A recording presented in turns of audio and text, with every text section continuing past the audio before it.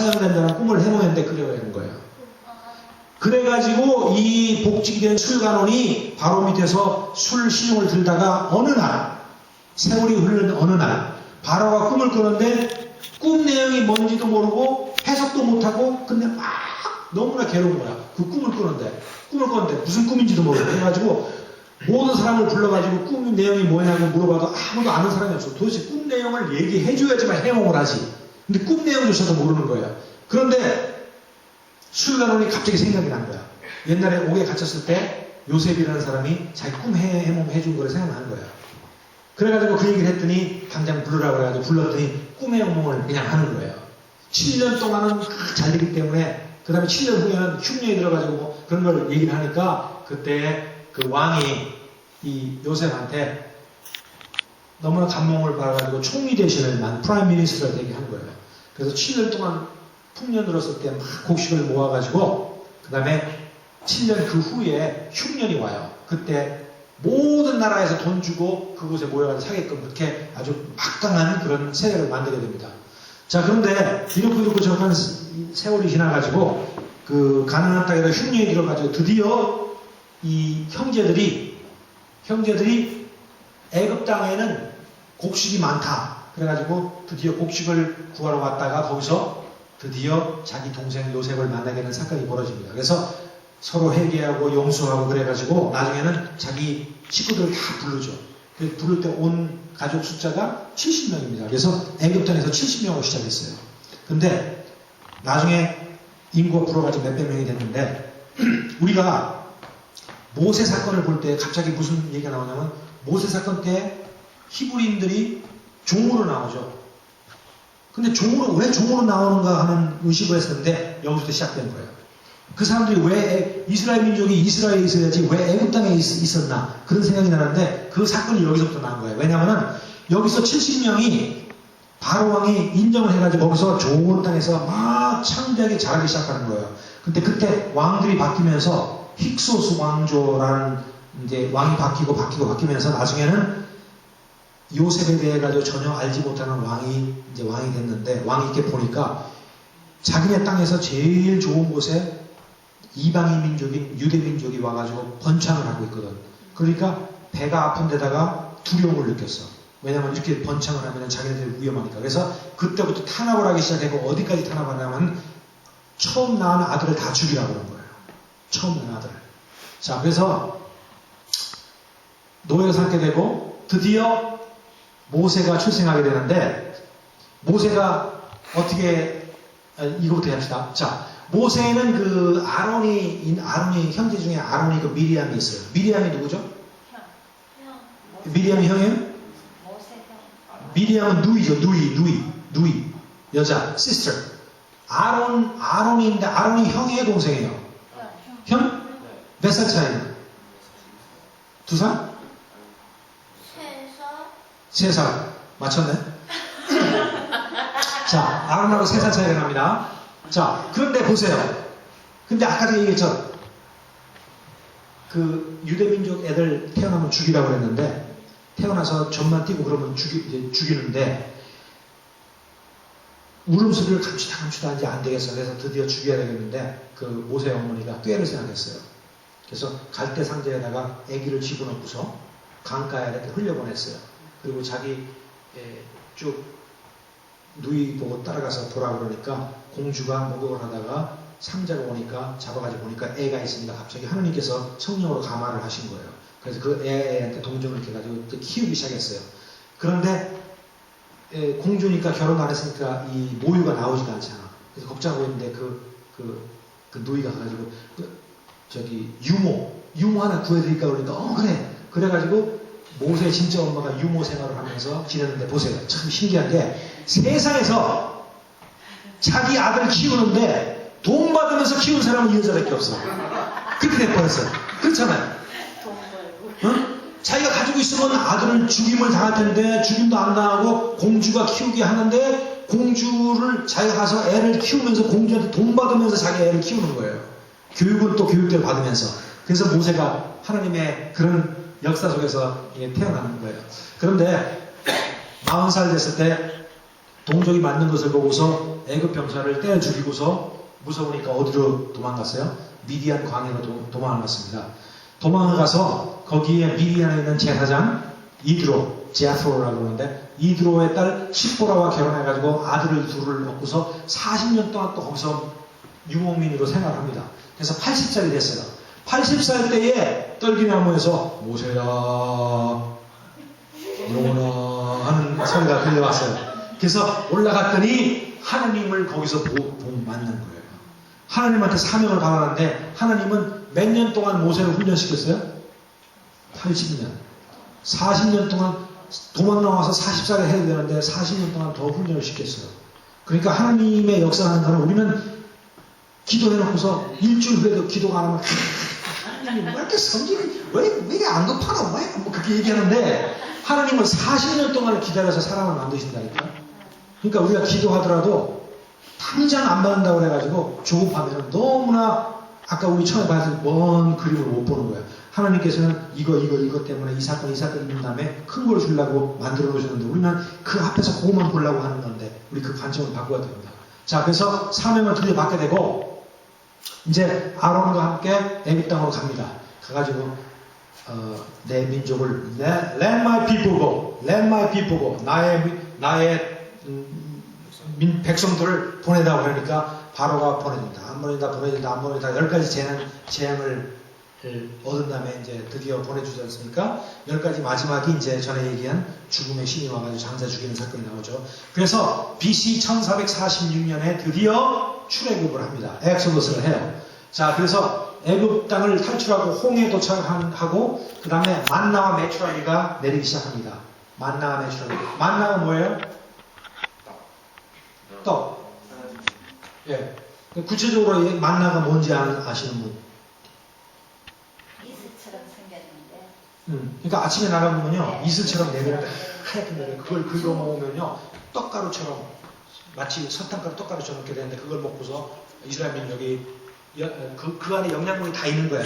지금 로얄 젤리 문제가 아니라 어디 다 있는 거야. 어디. 그거 먹으면서 특별 제조된 처방을 받아가지고 먹은 거예요. 그리고 또 그거 먹으니까 고기 먹고 싶다 그러니까 아무 고기가 없는데도 갑자기 메추라기들이 지네지 날아와 떨어지네. 그걸 잡아먹은 거예요. 그래서 하나님께서 이렇게 만들어주셨는데 그 광야를 돌아갈 때에 누구의 인도를 받고 갔어요? 그 광야에서 어디 가는지 GPS가 없잖아 그때는. 그러니까 어떻게 가?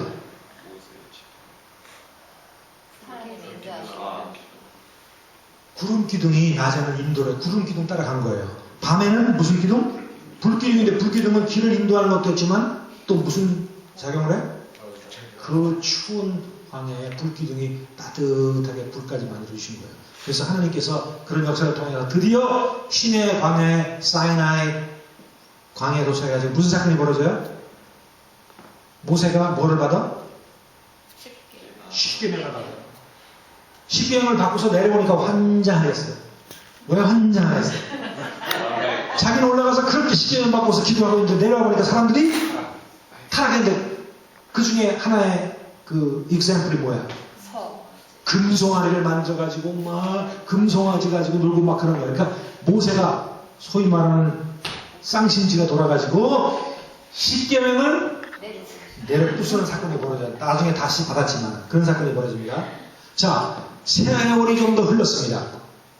드디어 모세가 죽을 때 되니까 누구를 후계자로 삼았어요? 여호수아는 어떤 사람이에요? 자, 모세가 가나안 땅에 들어가기 전에 모세가 가나안 땅에 들어갔습니까? 안 들어갔습니까? 못 들어갔어요. 근데 모세가 가나안 땅 들어가기 전에 정탐꾼 몇 명을 보냈어요? 12명. 왜 12명? 각 지파에서 한 명씩 정확하게 공평하게 이렇게 보내가지고 돌아왔는데 모두들 뭐라고 그랬어요? No, we better not go in there because they are giant. We're like a locust. We're like just a grasshopper. 우리는 메뚜기가 개들 비하면 메뚜기 같다고 얘기했어요. 그런데 몇 사람만이 그렇지 않다고 그랬어요? 두 사람. 누구? 갈렙과 여호수아. 그 중에 여호수아가 갈렙보다 선배예요. 그래서 여호수아가 후계자로 된 거예요. 모세의 후계자. 자, 그 다음에 이제 여호수아가 드디어 여리고성을 무너뜨리기 전에 그 아내 마지막으로 정탐을 하러 몇 명을 보냈어? 주면 2명 보냈지. 왜 2명 보냈어? 여기 써 있으니까. 자, 2명을 보냈는데 2명이 관찰을 하고서 나오는데 알아버렸어. 그 안에 있는 군대들이 알아버려서 도망가다가 어디에 들어가요? 몸 파는 아주머니. 즉 말하자면 창녀 이름이 리을로 시작하는데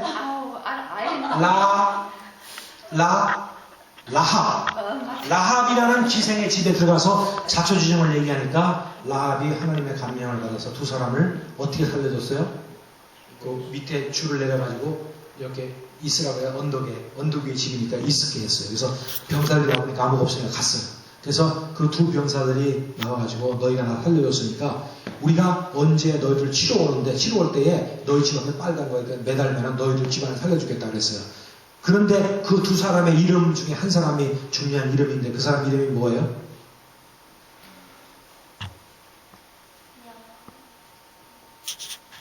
살몬. 그 정탐꾼 둘 중에 살려준 정탐꾼 중에 한 사람 이름이 살몬인데 그 사람 이름을 제가 왜 얘기하냐면 그 사람하고 이 여자하고 이렇게 돼가지고 결혼을 했어.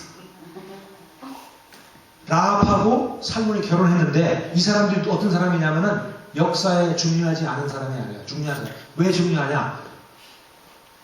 다윗 왕의 고조부예요. 그러니까 이 기생하고 정탐꾼 사이에서 나고 하는 것이 다윗 왕이 된 거예요. 그러니까 성경이 이렇게 역사를 하는 거예요. 자, 그 다음에 드디어 요단강을 이스라엘이 건넙니다. 여리고 함락 작전이 벌어집니다. 그래서 여리고 성이 무너지는데 여리고 성을 전부 몇 바퀴 돌았어요? 틀렸고 전부 몇 바퀴 돌았어요? 13번. 왜? 월화 수목 금까지 한 번씩 돌고 마지막 날 7바퀴 돌았어요. 6 plus 7은 13바퀴 돌았어요. 한날 도는 7바퀴지만 결국 전부라고 그랬잖아요. 전부 13바퀴 도는 다음에 여리고성이 무너졌습니다. 그때 여리고성이 무너지고 다들 돌입을 당했는데 라합 기생은 그 시그널 때문에 살아가지고 쌍문 장군과 결혼을 했습니다. 자, 그 다음에 시간이 흐른 다음에 사사시대가 와요. 사사시대는 뭐냐면은 왕정 이전에 사사 저지들 유명한 사람들이 나와가지고 다스리는데 그 중에 유명한 사람이 삼손이 무슨 지파? 단지파. 자, 당나귀 뼈로 블레셋인을 죽이는 삼손이 몇 사람을 죽였어요? 그 당나귀 뼈 있죠. 그걸로 사람을 쳐 죽였는데 그 정도로 힘이 세는데 그 사람의 몇 사람까지 죽였어요? 그거 당나귀 뼈로. 5명? 12명? 1000명을 죽이는 사건이 벌어졌습니다. 그 정도로 삼손이 셌어요. 자, 근데 삼손과 데릴라 사건이 벌어집니다. 그러니까 세상에 못 믿을 건 여자예요. 그렇게 삼손도 유명한 삼손도 여자가 꼬시니까 첫 번째, 두 번째는 엉터리를 가르쳐주다가 세 번째는 진짜로 자기 머리에 힘이 있다는 걸 가르쳐주니까 머리 깎여가지고 결국은 죽음을 당해요. 죽음을 당하니까 그때부터 단지파들이 힘을 잃어가는 거예요. 그 다음에 나오미와 며느리 로스 얘기가 있는데 잘 들어보세요. 이 당시에 엘리멜렉이라는 한 히브리 사람이 가족과 함께 모압으로 갑니다. 모압은 무슨 땅입니까? 모압은 아까 뭐라고 들었죠? 모압 암몬. 어디서 나왔죠? 오늘 배웠는데 조금 전에 노아의 두 딸들이 아버지랑 이렇게 해서 난 아들 자손들이 모압 암몬. 그쪽으로 이제 어떤 사람이 살러 가는 거예요. 어려우니까 살러 갔는데 살러 가자마자 그 아버지는 죽어버리고 그 아내인 나오미는 두 아들을 길러서 모압 여자에게 장가를 보내는 거예요. 그러니까 엄마, 시어머니 혼자서 두 며느리랑 두 아이들 사는데 설상가상으로 두 아들 역시 죽어버려요. 그러니까 누구만 남아요? 두 며느리만 남아요.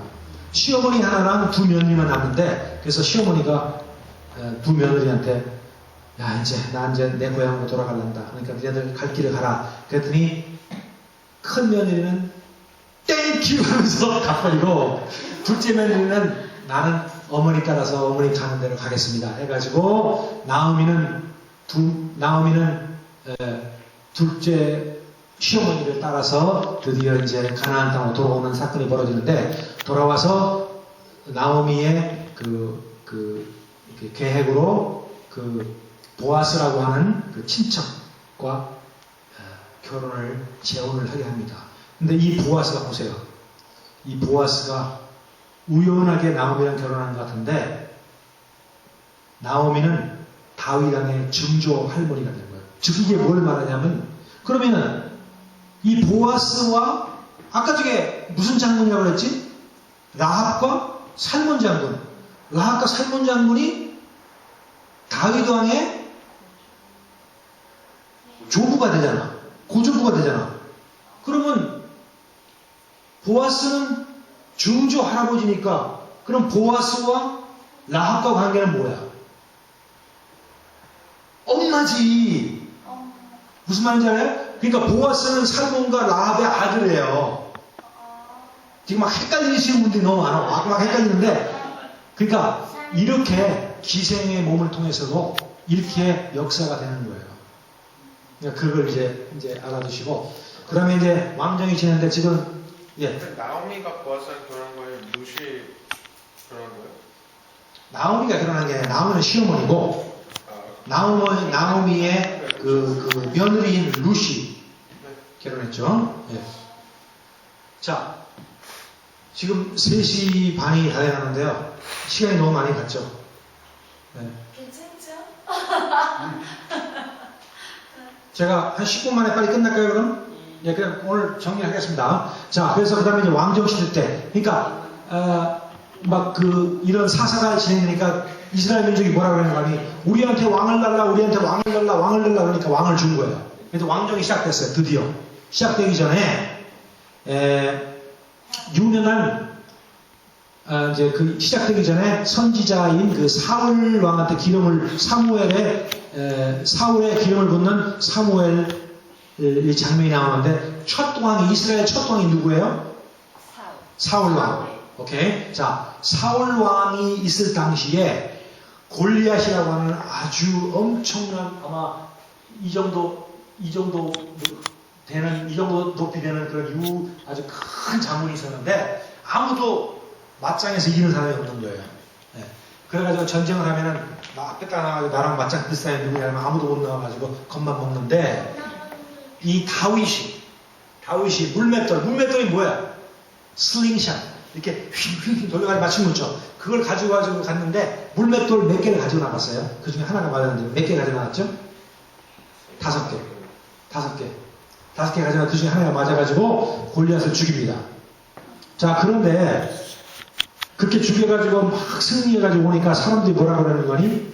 사울은 천천히요, 다윗은 만만이라. 그러니까 다윗은 막 받던 거예요. 그러니까 사울 왕이 이게 헷갈려 했어. 그래가지고 죽이려고 막 가다가 창도 던지고 뭐 해가지고 창도 던지는 그런 사건도 벌어지고요. 그러나 참 이상하죠. 그 사울 왕의 아들이 이름이 뭐죠? 요나단이 또 이 다윗을 그렇게 보호해줬어요. 그래서 둘이 다윗과 요나단의 우정은 아주 유명하죠. 그래서 한국에도 그 유명한 그 CCM 그 그룹 중에 다윗과 요나단이라는 그룹도 있는데, 자, 그래서 2대왕 다윗이 등극을 하는데, 다윗은 너무나 하나님 마음에 맞는데, 이렇게 마음에 맞는 사람도 범죄를 저질러요. 무슨 범죄?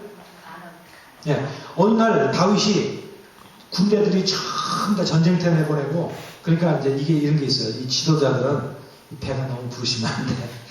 적당하게 긴장감이 있어야 되는데, 너무 교회도 잘 되고 부흥도 잘 되고 찬양팀도 잘 되고 모두 잘 되면은 약간 좀 긴장을 푸시는가 봐. 근데 이 다윗 왕께서 긴장을 푸셨는가 봐. 그래서 성전을 이렇게 가는데 저기서 쭉 보니까 어떤 여인네가 이렇게 옷을 이렇게 벗고서 목욕을 하는데, 거기에 완전히 뿅 간 거야. 그래서 제가 누군가 알아봐라 그랬더니 바세바라는 거예요. 바세바가 누구냐니까 우리의 장군의 부인이라는 거예요. 한번 나한테 데리고 와봐라. 그래가지고 거기서 사건을 만드는 거예요. 사건을 만드는데 임신을 딱 해버리네. 그러니까 다윗 왕이 뭐라고 생각했냐면, 내가 내 체면에 곤란하지. 그러니까 내가 우리아를 불러야 되겠다. 그치? 그러니까 우리아를 불러가지고 오면은 하룻밤을 잘 거 아니야, 자기 부인이랑.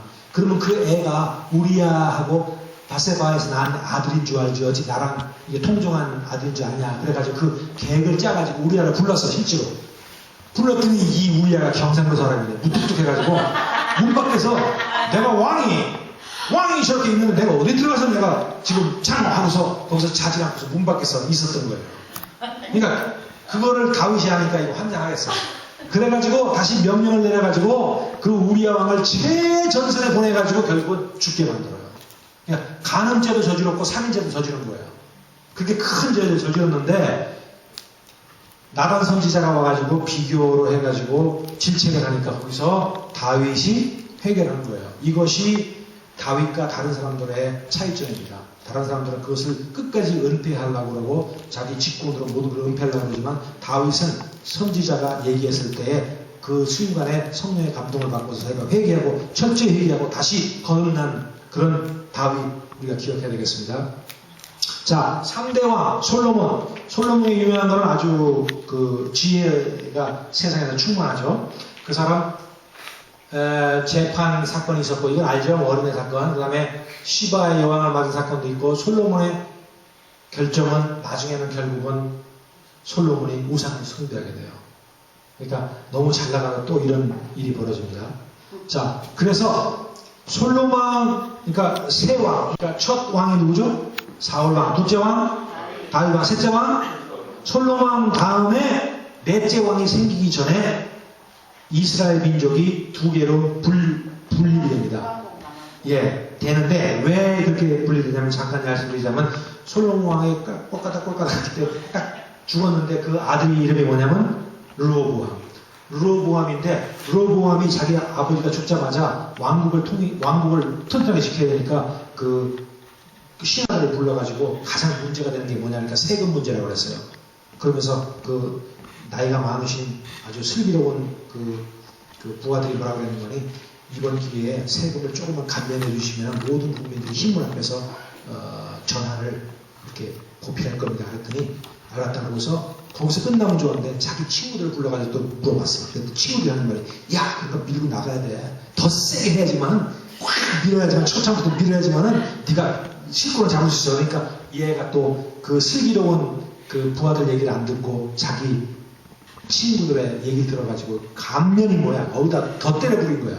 그러니까 거기에 반대하는 사람들 주축이 된 그 여로보암이라는 사람이 10부족을 끌고서 가서 북쪽을 간 거예요. 그래서 북쪽은 10부족으로 시작했고 남쪽은 2부족으로 시작했어요. 그래서 여로보암이 북이스라엘의 왕이고 남유다는 르호보암인데 이것이 정통입니다.